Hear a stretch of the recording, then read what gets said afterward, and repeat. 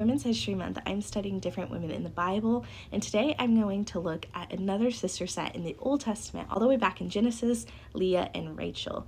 My name is Abby, and welcome back to my channel, Webs of Faith Elevate. Look at just Leah, who is the older sister of Leah and Rachel. First introduced to Leah in Genesis 29, where it says Jacob marries Leah and Rachel. Leah is the older daughter of Laban,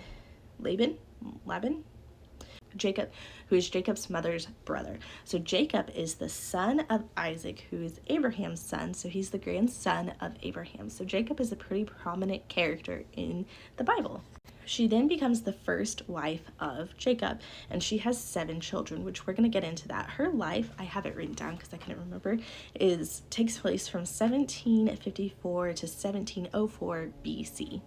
When we're first introduced to Leah, it says that she has weak eyes, and what I've studied was that it doesn't necessarily mean that she's like not pretty or anything, but she was not the one that Jacob wanted. In fact, it said that Jacob fell in love with his sister Rachel, and that's who he wanted.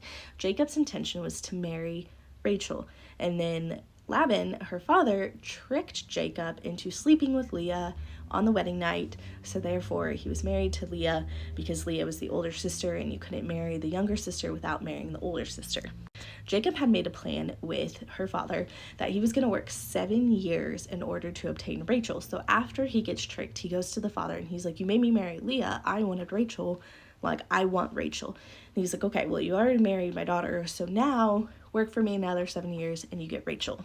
Now we're at a place where Leah and Rachel are both married to Jacob. God sees that Leah is less loved by Jacob, so he's blessing her. So Rachel's not going to have as many kids or any kids for a while, but Leah's going to be able to have son after son after son. In fact, she has 7, and I'm just going to look in the Bible and read it out because it's very important what she says. So she becomes pregnant, and then she gives son to a person named Reuben, and she said, "It's because the Lord has seen my misery, and surely my husband will love me." And then she conceived again and had a child named Simon because the Lord heard that I'm not loved.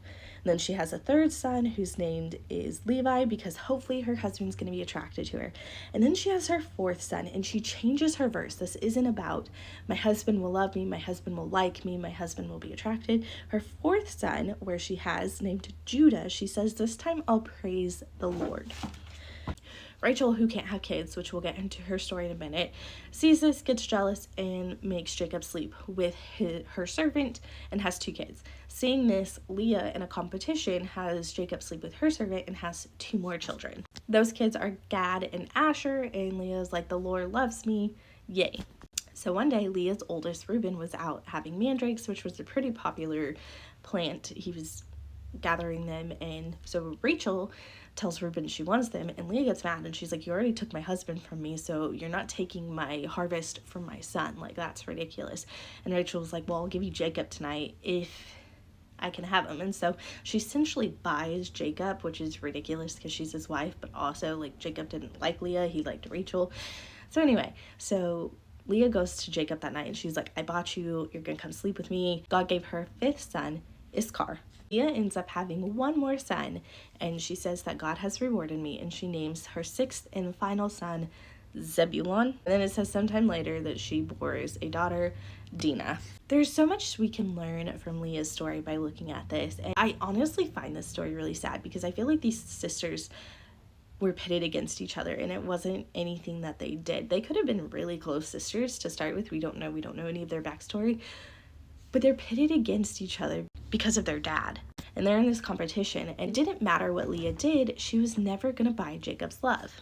But what she did have was the love of God, and God protected her through this all. He gave her son after son after son, and he continued to bless her.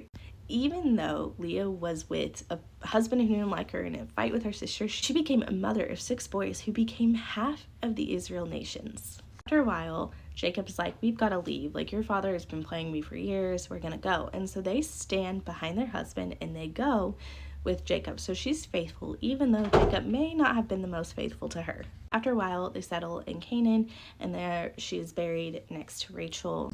Leah's sons are very important because they do become part of the tribes of Israel, but we also do get to learn about her daughter a little bit more, which is pretty cool.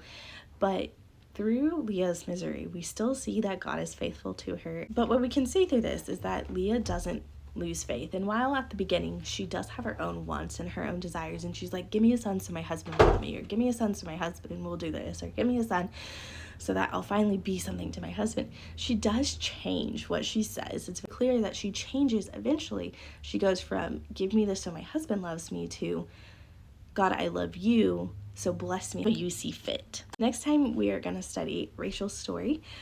If you like this video, please like and subscribe and follow along so you're alerted every time I post.